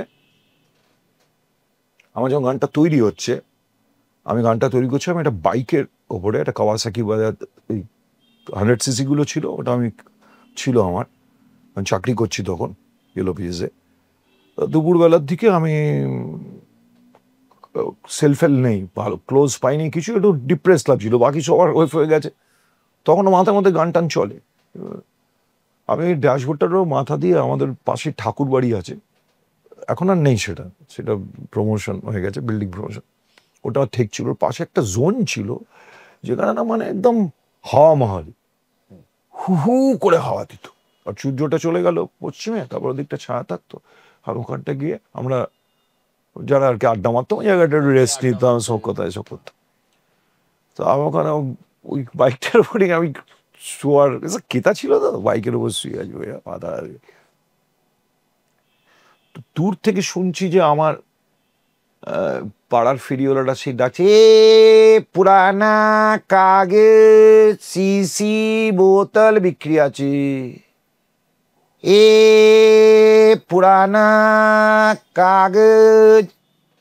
খুব অল্প সময়ের মধ্যে চিন্তাটা এসছে, এখন এটা বললে মনে হবে অনেকটা, কিন্তু আই থট অফ, লোকটাকে আমি চিনি, লোকটাকে আমি দেখেছি, 2 পায়ে 2 রকম স্ট্র্যাপওয়ালা হাওয়াই চটি পরে, খাটো লুঙ্গি ফতুয়া পরে, কাঁধে ওটা নিয়ে ঘোরে, দুপুরবেলা ও মধ্যবিত্তের ভাত ঘুম ঘুমানোর জন্য চিৎকার করছে। আমি কে, হরিদাস পাল, আমি এটা বাইকের ওপর রিলাইজ শুয়ে আছি, ফুরফুর হাওয়া খাচ্ছি, ডিপ্রেসড হয়ে গেলাম। আমার কিরম ভেতর থেকে ওই চুপটার ওপর বেড়ে গেল, এ শোনো খবর, আজ কবর খোঁড়া বন্ধ আছে। হ্যাঁ, আমি উঠে বসে বাইকটা চালালাম, বাইকটা চালিয়ে আমি তখন, আমাদের বাইপাস তখন অন্যরকম ছিল, আমার বাড়ি ওখান থেকে একদম উল্টো না বাইপাস, আর বাইপাসের ওখানে আমাদের ক্র্যাশ হেলমেট ছিল, ওটাই আমার রিওয়াজের জায়গা ছিল। আমি বাইক চালাতে গেলে আউ লা করলে কেউ ডিস্টার্ব হবে না, যা খুশি করতাম। দেন আই স্টার্টেড, মরছি না ভাই, মরবো না তাই লাশ হয়ে আর পচবো না তাই মরছি না, এটা করছি। এই সময়টা ঘটনা ঘটার সময় যেটা ঘটেছিল, ফেরিওয়ালা ওখানে বলেছে, এ পুরানা কাগজ টিন খালে করতে করতে চিৎকার করতে করতে যাচ্ছে, হঠাৎ একটা রেডিওতে ফিডব্যাক সাউন্ডটা শুরু হয়ে গেছে, দিল্লি থেকে রিলে করে খবরটা পড়ানো হবে, আজকে বিশেষ খবর হলো বলে পড়তে শুরু করেছে। উল্টো দিকে একটা গেঞ্জির কলে, সেখানে একটা জেনারেল একটা করে আওয়াজ করছিল, এবং সেখানেই আমার মনে হলো এই শব্দটা ওই টাকা টাকা টাকা টাকা টাকা টাকা করতে করতে বদলাতে বদলাতে হঠাৎ বিরাট বড় অ্যাফ্রো ড্রামস হয়ে গেল, যে ড্রামসে খবর পাঠাতে শুরু করলো, বললো যে শোনো খবর, আজ কবর খোঁড়া বন্ধ আছে। আমার কাছে গানটা রিপ্রেজেন্ট করতে গেলে আমি প্রথম ওই এলিমেন্টগুলো খুঁজেছি, আর আমি এখানে করতে যখন যাচ্ছি তখন আমার সবাই বলছে এটা তো, আরে এটা গান, যে গান আমার ওটা ওখানে বেরিয়েছে, ওই আবহে হয়েছে, কেন হবে না? জেনারেটর শব্দটা কেন ওরকম করতে করতে তখন তো করা যাবে না? And they were like at times frustrated, বলুদা যে আরে ভাই শিলাজিৎ এটা গান, তার মধ্যে কিছু এলিমেন্ট, যেমন আমি যে খবরটা সারাক্ষণ পড়ে যাওয়া যাচ্ছে, তার মধ্যেই গান হচ্ছে, আমার ভেতরে হচ্ছে কোনো ডিস্টার্বেন্স হচ্ছে না তো। বহু সময় এরকম হচ্ছে, তোর ঘরে পাখা চলছে পাট পাট পাট পাট পাট পাট পাট করে, তুই হয়তো গান গাইছিস, তোর খেয়ালই নেই পাখাটা চলছে, তোর মন দিকে দিচ্ছে না, কিন্তু it is adding to your song. ওটা একটা বডি হতে পারে একটা গানে, একটা একটা জাস্ট একটা চেয়ার কয় কয় কয় কয়, এই যে অবশ্যই এটা একটা প্রকাশন হতে পারে। আমি গানটা এই নীলালা দুপুর তৈরি করছি, একটা ঘুঘু ডেকে যাচ্ছে টু টু টু টু টু টু, ওটাই প্রকাশন হতে পারে। গানটা কেউ সিনেমার মতো দেখতে পাচ্ছে, আমি ওইভাবে দেখতে পাচ্ছি, ওইভাবে দেখতে পাই যে গানটা করলে ওটা কখন হচ্ছে, সন্ধ্যেবেলা, আচ্ছা তারা পড়ছে, আচ্ছা তারা পড়লে তারা পড়বে কি করে, তারা পড়ার শব্দটা কি হবে, ওই দৃশ্যটা টিং ঢাং টু কিভাবে পড়বে, সেইটাকে বের করার জন্য একটা অদ্ভুত ভেতরে ট্রায়াল অ্যান্ড এরর প্রসেস চলতে থাকে, খোঁজা চলতে থাকে, খুঁজতে খুঁজতে খুঁজতে খুঁজতে খুঁজতে খুঁজতে তারপরে পায়। এটার একটা অন্যরকম আনন্দ আছে। তুই কলম্বাসের কথা বলছিস না, at times I feel like that. আমার রবিনসন ক্রুজো খুব খুব ফেভারিট গল্পের বই ছিল, বাংলাটা, ইংরাজি আমি অত ভেতরে ঢুকতে পারতাম না, কিন্তু বাংলা যে অনুবাদ করা ছিল সেটা এখন পাওয়াও যায় না, অসাধারণ। ওই যে মানুষটা গিয়ে একটা দ্বীপে একটু একটু একটু একটু করে একটা করছে, ওটার মধ্যে নিজেকে খুঁজে পেতাম, নিজের একটা দ্বীপ করলাম সেখানে, তো সেটা গানে এসে পৌঁছেছে ওর মতো তৈরি করা। এরকমই বিভিন্ন বিভিন্ন শব্দ, বিভিন্ন নয়েজের মধ্যেই আমার মনে হয় গান হতে পারে, হয়, হয়েওছে। আমি পৃথিবীতে প্রথম করিনি তো, না, কিন্তু এখানে হয়তো এটা এসছে, আমি যেভাবে অ্যাপ্লাই করেছি সেভাবে অন্য কেউ করেনি, কিন্তু এই মুহূর্তে কত মানুষ একই কথা আমরা ভাবছি একটা নতুন করার জন্য। আমার ওই সর্বনাশের সময় একটা অ্যালবাম, ওই গানটার নৌকা কিনে দেবো, এখন খুব হিট করেছে, লোকে শুনতে চায়।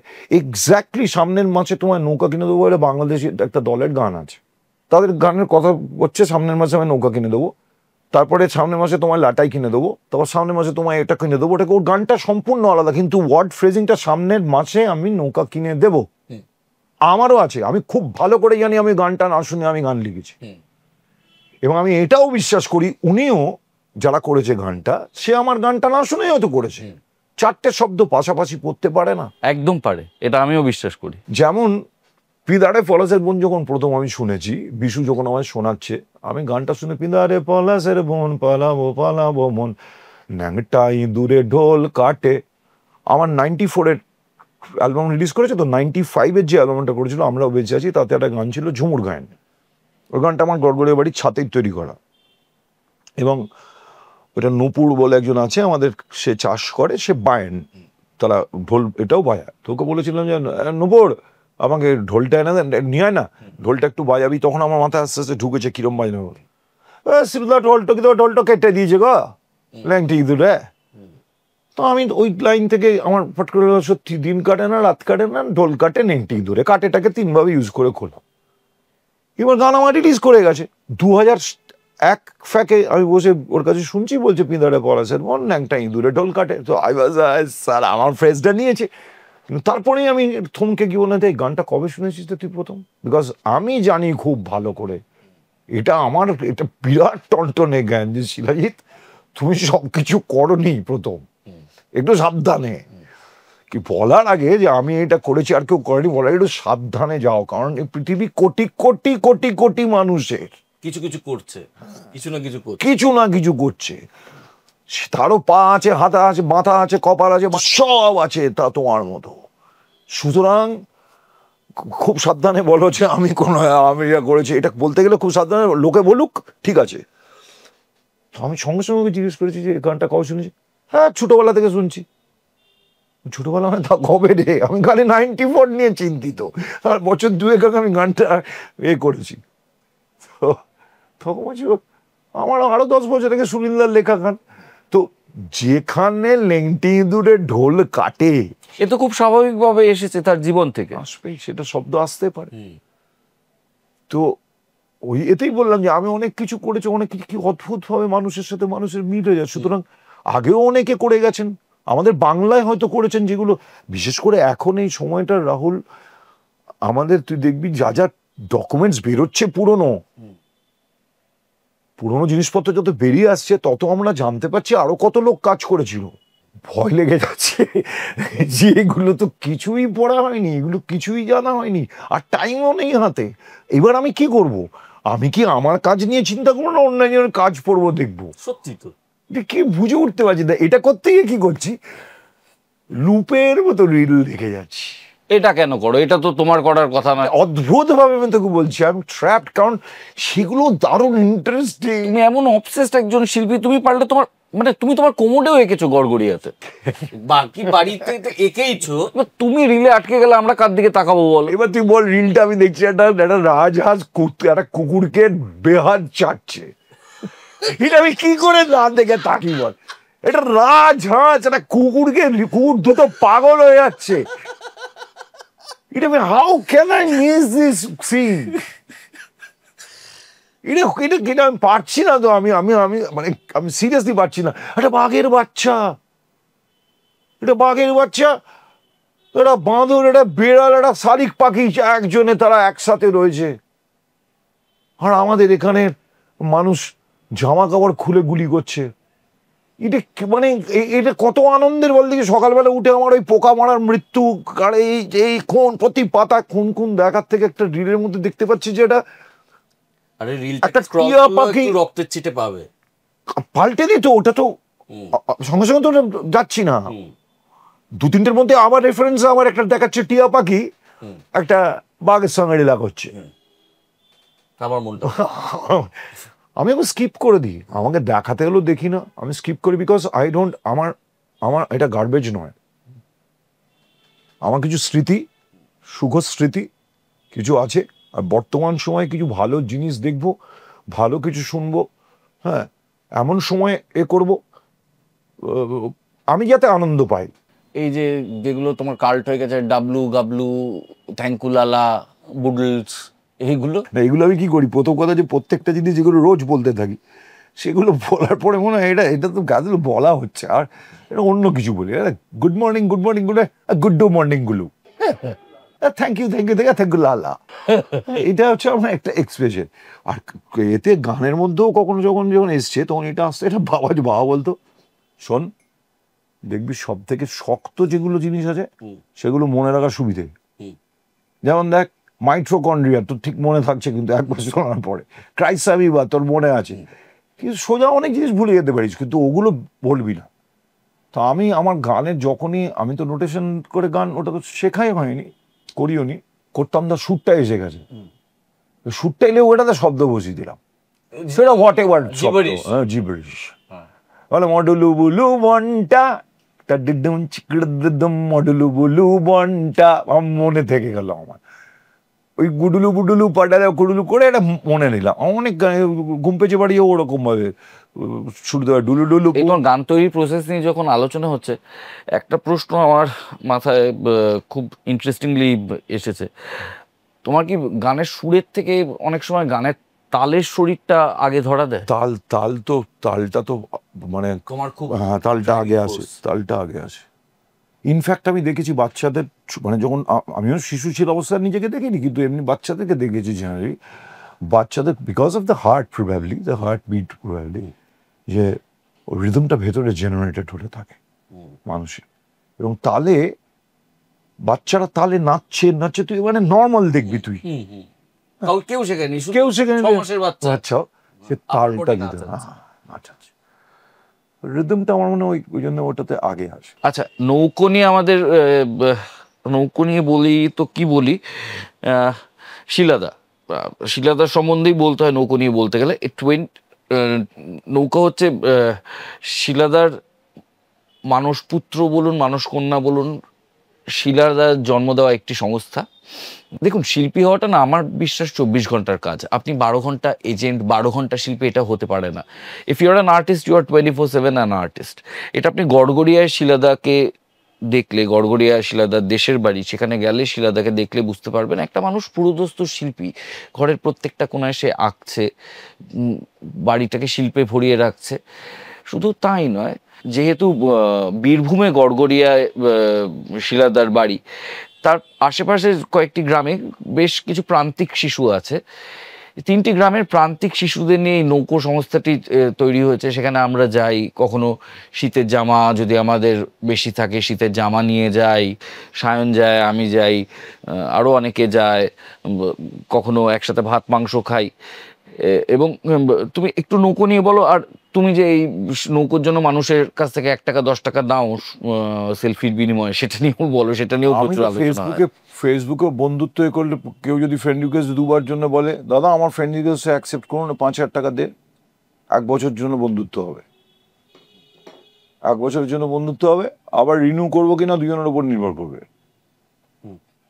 কত সাবস্ক্রিপশন না 5,000 টাকা না। নৌকার এখনো যেটা পজিটিভ নিউজ, বহুদিন তোর সাথে কথা হয়নি, যেটা জানাই, নৌকা আমরা শুরু করেছিলাম একটা গ্রাম থেকে খোঁজ পেয়ে, অধিকাংশ সাঁওতাল বাচ্চারা, তাদের মধ্যে এখন আমরা 30টা বাচ্চাকে, 30টার মধ্যেও কমছে, ইরেগুলারিটি হচ্ছে, কারণ অনেকগুলো জিনিস করতে পারছি না, করা সম্ভব নয়, চট করে এটা করা সম্ভব না, সেটা বুঝেছি। যার জন্য সংখ্যায় প্রথম আমি খুব হয়েছিলাম যে সংখ্যা কমছে, তারপর দেখলাম না আমার ক্রিমটা বেরিয়ে আসছে। তো এখন আমরা ওখানে 5-6টা ছাত্রছাত্রীকে পেয়েছি যারা খুব ভালো রেজাল্ট করবে, এবং দে আর অল ফার্স্ট জেনারেশন স্কুল গোয়ার, সব কটা। এবং এদের জন্য আমরা গোটা সপ্তাহে 6 দিন করে ক্লাস, 1 দিন ফুটবল খেলে ওরা, মেয়েগুলো ফুটবল খেলে। আগের দিন গেছিলাম, গিয়ে দেখে গেলাম তুমুল আনন্দ করে ফুটবল খেলছে, যোগা ক্লাস হয়, আর অঙ্ক মেজরলি আমার এটা হচ্ছে অঙ্ক, বাংলা, ইংরাজি, এই দুটোকে যাতে শেখানো যায়, ওইটা শিখলে তখন বাকিটা তো শিখবে। তো এটাতে আমরা রেগুলারিটিটা মেনটেন করতে পেরেছি প্রায় 7-8 বছর হলো। তো পরে একটা মোটামুটি সিস্টেম তৈরি হয়েছে, আমরা ধরতে পারছি এবং খুঁজে পাচ্ছি, ছেলে মেয়ে খুঁজে পাচ্ছি যারা হয়তো নৌকাতে ছিল না প্রথম থেকে, নৌকাতে অতদিন ধরে আসেনি নৌকা, কিন্তু তার খবর পাচ্ছি। এবং সেটা আমরা করছি কি, আমাদের প্যাটার্নটা চেষ্টা করছি আস্তে আস্তে, এইটা দেওয়ার সঙ্গে সঙ্গে, কোচিংটার সঙ্গে সঙ্গে তাদেরকে আমরা স্কলারশিপ দিচ্ছি। যে তোমার মেয়ে খুব ভালো করছে, তোমার মেয়ে 50-47 পাচ্ছে, মাসে 1,000 টাকা করে মেয়েটার জন্য বরাদ্দ করে দিলাম আমরা, এবং আমরা যতটুকু পাচ্ছি ততটুকু অনুযায়ী করছি। আমরা যেমন তোরা আগে বন্ধু বান্ধব এসে যখন তখন আছে, আমি খালি ওয়েট করছি কি তোদের কাছে রেগুলার বলি না, সবার সামনে রেগুলার প্রত্যেককে বলি না, কারণ আমার যে বন্ধু স্ট্রেংথ আছে বা পরিচিতি স্ট্রেংথ আছে, যারা আমাকে পছন্দ করে এবং সবথেকে বড় কথা বিশ্বাস করে, আমি যদি এখান থেকে একটা হায়ার সেকেন্ডারিতে 90% এনে তোর সামনে দাঁড় করায়, তোর বাড়িতে ঢুকি, তোকে বলি রাহুল 90% পেয়েছে মেয়েটা, ডাক্তারি পড়বে বলছে, তখন তোমার আর কিছু বলতে হবে না তোকে। এরকম আমরা আরো 8-10 জন আছি, তখন ওই মেয়েটার দিকে তাকে ঠিক আমরা ওকে ডাক্তারি পড়াতে পারবো। তা আমি আগে বেসিকটা করে নি, তারপর তোদের দায়িত্ব পড়ে আছে। Thank you. হ্যাঁ, তোদের দায়িত্ব পড়ে আছে সেটা। এবং এখানে আমরা আমাদের যা, যেমন অনেকেই বলেছে, অনেক কলেজ, প্রাইভেট কলেজ, ভালো স্টুডেন্ট হলে তারা পড়াবে, আমরাই তদবির করবো, তোরা আমার চেনাই তো হবে, বলবো যে আমরা জানি 90% পেয়েছে, চাওতালি মেয়ে বা ছেলে দুটো দেখুন তুলে নিয়ে এসেছি, এটাকে পড়ান, সে ফিল্ম নিয়ে পড়বে বলছে, দিন একটু চান্স আমরা প্রাইভেট স্কুলে, সেগুলো করে নেবো। তুমি তো দেখো সেই অভিনয়ে এলে, আর তুমি নিজেও আমাকে বলেছো যে যেখানে মানুষ তোমার সিরিয়াস ফিল্ম দেখেনি বা তোমার গান সম্বন্ধে অনেকে জানে না, প্রত্যন্ত গ্রামে, সেখানেও লোকে তোমাকে জিতের বন্ধু হিসেবে দিব্যি চেনে। তুমি দেখো জানতে কম বয়স থেকেই, তুমি বললে শিলাকে নিয়ে আলোচনা হতো, তোমাকে নিয়ে আলোচনা হতো, তুমি জানতে তোমার হাইট, তোমার প্রেজেন্স, তোমার গলা, তোমার পার্সোনালিটি। তোমার বাবা ছিল অভিনয়ের শিক্ষক। তো এই এত কিছু ইঙ্গিত থাকা সত্ত্বেও তুমি শুরুতে অভিনয়ের কথা ভাবলে না কেন? সম্ভবত সত্যি এটা কেন, মানে আমি অভিনয় করেছি ছোট ছোট। হ্যাঁ, আমাকে বাবা বলতো, বাবা পরে যখন গ্র্যাজুয়েশন আছে কি বলতো, তুই গিয়ে বল একবার গৌরকে। কি বলবো, যে গৌরকে কি বলবি তুই যে তুই এটা পারবি করতে? বললাম, আমি কেন বলতে যাবো গৌরঙ্গ কাউকে গিয়ে এটা আর গৌরঙ্গ শুনবেই বা কেন? গৌরাঙ্গ না হলো বাংলাতেও তো ট্রাই করো। আমি বলছি, বাবা বলতো তখনই বলতো আমি গৌড়ের স্টেজ ফাদার, খুব রেলা করতো আর কি। তো আমি আজ পর্যন্ত কাউকে ওরম ভাবে তো মানে ওটা আমাদেরকে কেন বলছি, কারণ ওটা সব থেকে বড় সুযোগ ছিল। পাড়া লেগে বলে গুরু দাও না একটা বললে, কিন্তু আমি মানে আমি কিরকম একটু এলোমেলো টাইপেরই আর কি, মানে তখন ওটা মাথায় ছিল, এটা যে ছিল না তা নয়, যে হ্যাঁ সবকিছুই আছে। একটা অ্যাক্টার হতে যাওয়ার জন্য শুধুমাত্র তো খালি দেখনদারিটা না, অ্যাপটিটিউড গুলো দরকার পড়ে। সবই তো তোমার, হ্যাঁ অ্যাপটিটিউড গুলো তো খুব দরকার পড়ে, যার জন্য অনেকেই যাদেরকে মানে ট্রেডিশনালি সেই অর্থে তারা সুন্দর নয় বা স্মার্ট নয়, তারা ফাটিয়ে দিয়ে চলে গেছে না। তো ওরকম বহু আমার সামনে তুই বসে আছিস একটা এক্সাম্পল, যাকে ঘুমোতে বলে ও কেন, কিসের জন্য, কি কেন ওকে নেওয়া হবে, কেন? তাও তো বুঝতে পারে কেন নিতে হবে, নিতে তো হবেই, কিছু করার নেই। তো সেই হিসেবে আমার প্রথমে কিরকম ভাবা হয়নি, করেছি, অ্যাম্বিশনলেস ছিলাম অতটা। লোকে বলে শিল্পীর জীবনে কিছুই ফেলা যায় না, সবই কাজে লেগে যায়। এই যে তোমার একটা দীর্ঘদিনের বেচুবাবুর জীবন মানে সেলসের, সেটা থেকে তুমি কিছু পেয়েছো? হ্যাঁ, আরে বাপরে বাপ, কি বলছিস রাহুল, কি শেখা, কি কি কি জিনিস শিখেছি, কিছু কিছু জীবনে প্রিন্সিপাল শিখেছি এবং মানুষকে ধৈর্য ধরে একটা বিরাট জিনিস শিখেছি আমি ইউডিয়া ইয়েলো পেজেস এবং পরে আনন্দবাজার পত্রিকাতে গিয়েও, সেটা হচ্ছে যে তুমি কারোর যেটা প্রয়োজন সেই প্রয়োজনটা যদি তুমি তোমার নিজের প্রোডাক্টের বেনিফিট দিয়ে স্যাটিসফাই করতে পারো, তখনই আসল বেচাটা হলো।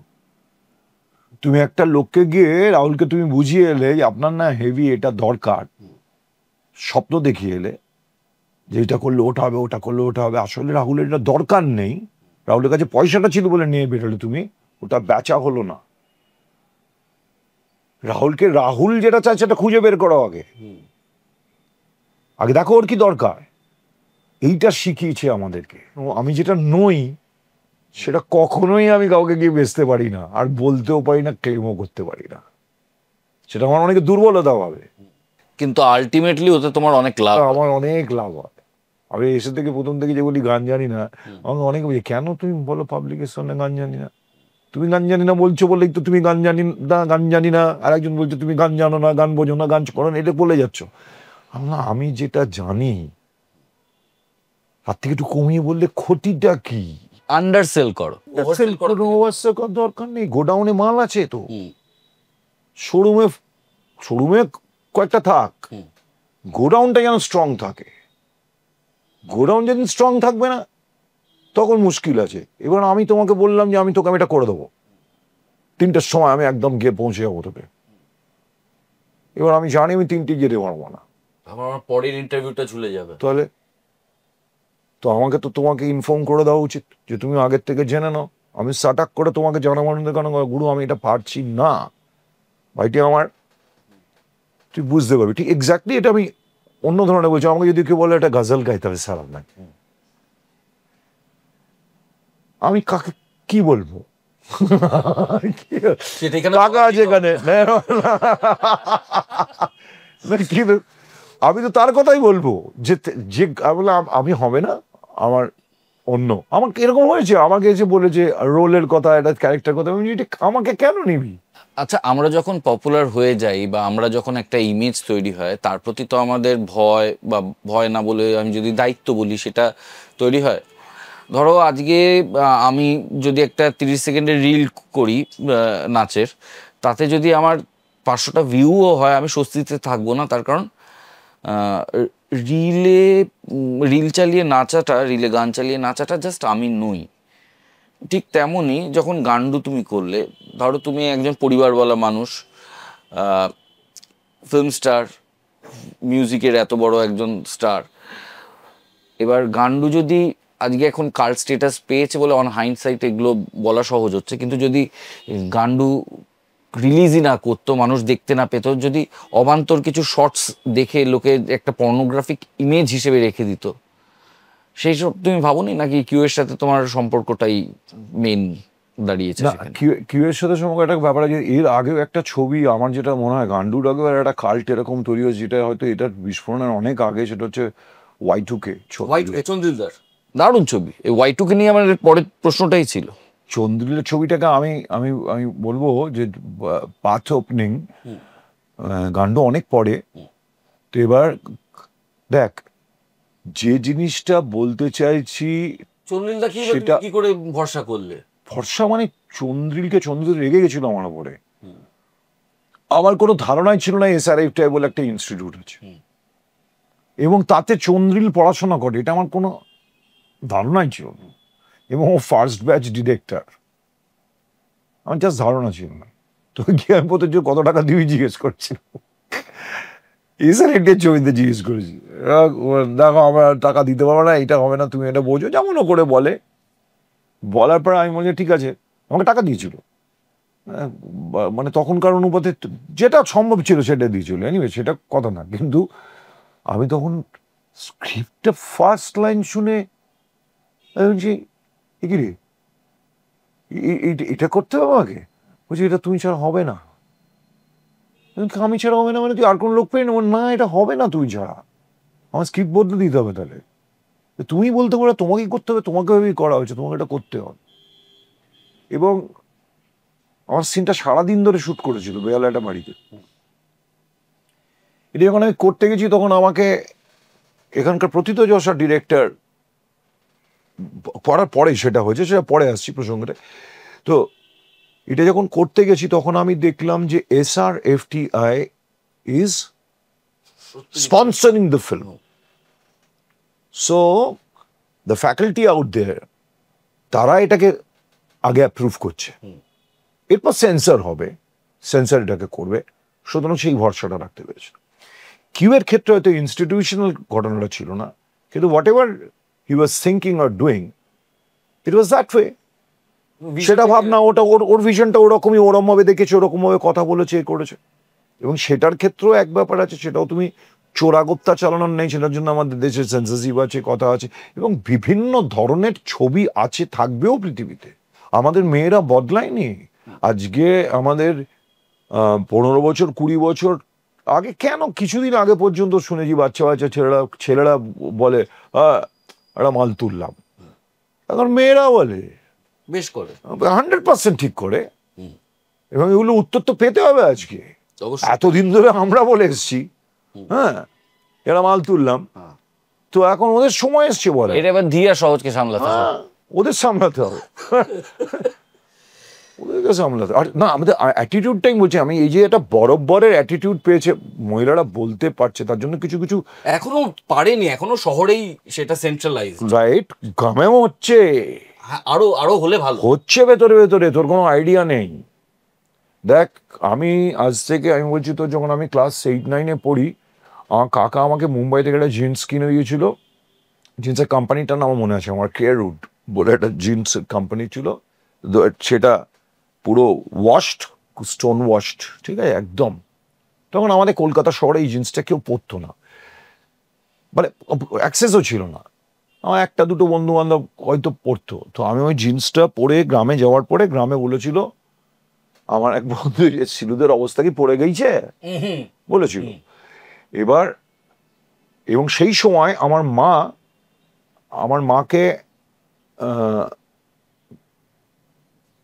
একটা ম্যাক্সি কাপ্তান যে পরা ঢাকা, ওটা পড়তে পারতো না মা, যেটা সব থেকে সুবিধাজনক কমফোর্টেবল একটা জিনিস, যেটা এখন মা পরে থাকে। এবং ভদ্র তো বটেই, সব দিক থেকে ভীষণ করে রান্না বান্না করার সময় সম্ভব নয়, পড়তে পারবে না।